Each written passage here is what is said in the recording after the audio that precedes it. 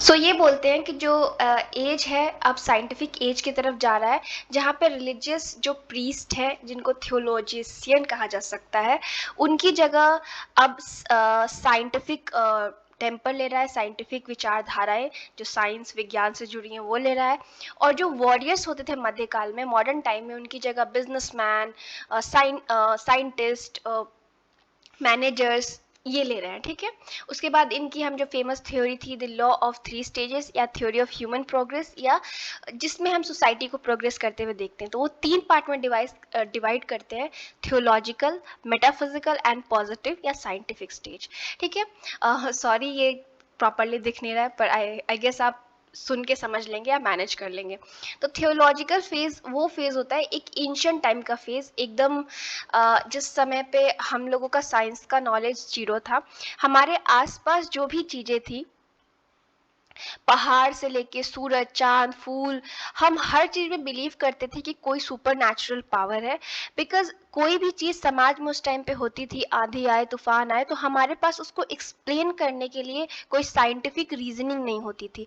तो जो कुछ भी होता था, हम मानते थे कि उसे गॉड ने, स्पिरिट ने, ऐसा किसी ने किया है। यानी हमारे आसपास जो कुछ भी था उसमें ऐसा बिलीव था कि गॉड एग्जिस्ट करते हैं, यानी हर चीज में भगवान है, हर चीज में देवता है, गॉड है, अल्लाह है, जो भी ईश्वर है। ठीक है, तो कोई भी चीज हुई समाज में, सोसाइटी में, तो हम सोचेंगे कि उससे गॉड ने किया।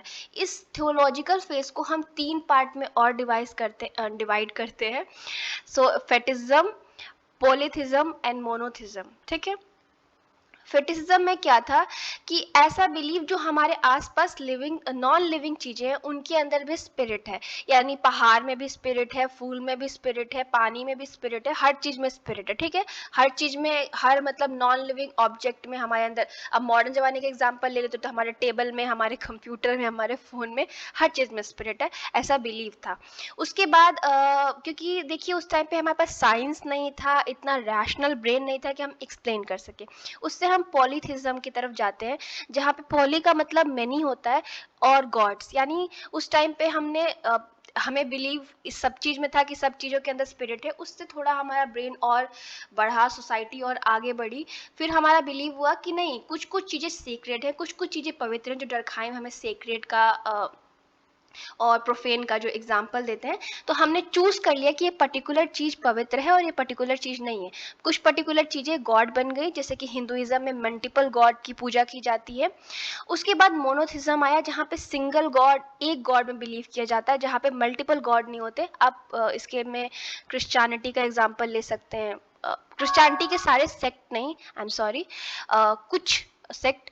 और आप इस्लाम का एग्जाम्पल ले सकते हैं। तो इसमें केवल एक गॉड में बिलीव होने लगा।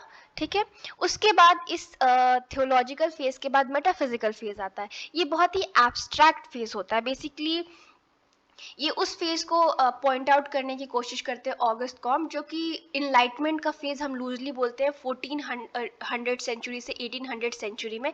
जब इनलाइटमेंट का फेज था, लोग आर्ट, म्यूजिक, पोएट्री और इन सब चीज़ों का तरफ जा रहे थे। रोमांटिसिज्म वाला एरा हम कह सकते हैं। अब एब्स्ट्रैक्ट क्या होता है, मैंने इतना बड़ा वर्ड बोल दिया एक्सप्लेन किए बिना। एब्स्ट्रैक्ट वो चीज़ जो हम फील कर सकते हैं पर टच नहीं कर सकते।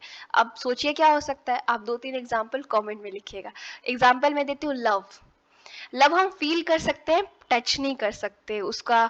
तो इस टाइप की चीजों के बारे में लोगों का इस फेज में तरफ ऐसा नहीं था कि गॉड का एग्जिस्टेंस खत्म हो गया था, पर एक आइडिया आ गया था कि गॉड ने हमें क्रिएट किया है। ये आइडिया आता है रिलीजियस रिफॉर्म मूवमेंट से, कि गॉड ने हमें क्रिएट कर दिया है, उसके बाद छोड़ दिया है। आप अपनी जो डेस्टिनी है, अपनी जिंदगी है, वो अपने हिसाब से चलाइए। बस आपको उसने क्रिएट किया है, अब वो आपके हर लाइफ के फेस को कंट्रोल नहीं कर रहा, आप अपने हिसाब से चला रहे हैं अपनी जिंदगी। यानी भगवान ने आपको पैदा करके या क्रिएट करके छोड़ दिया, ऐसा आइडिया आता है। और जैसे मैंने बताया एब्स्ट्रैक्ट स्टेज है, जहाँ पे देश से प्रेम, आर्ट से प्रेम और ऐसी एस्थेटिक चीजों से प्रेम के बारे में बात किया जाता है।